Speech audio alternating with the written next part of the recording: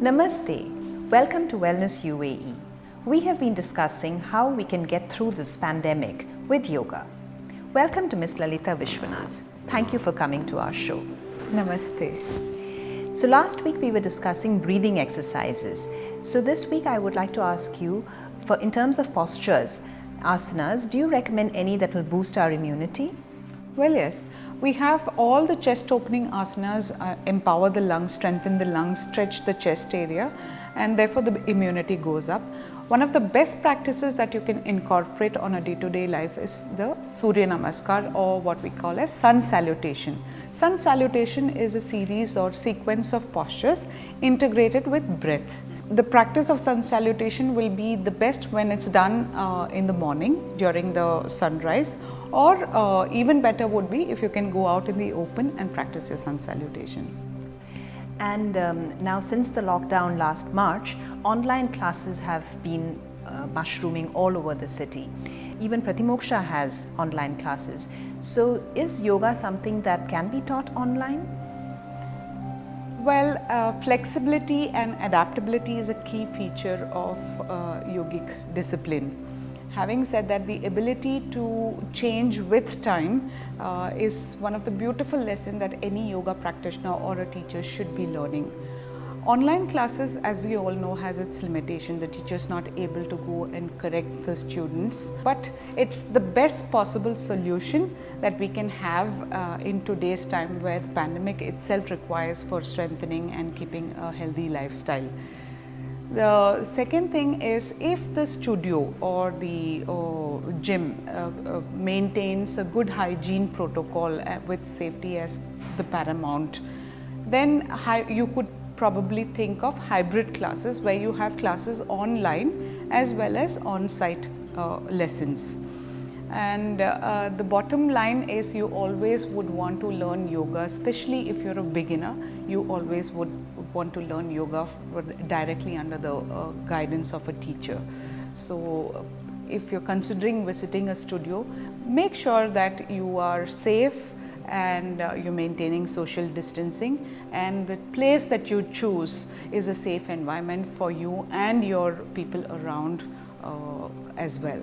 Of course, a lot of people won't have that luxury of coming into a studio.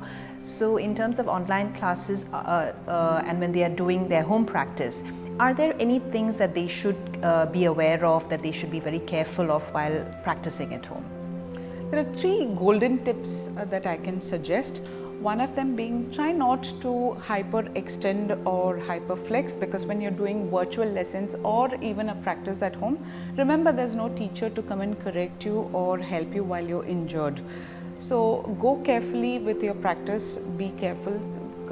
Number 2 is, have a step-by-step approach.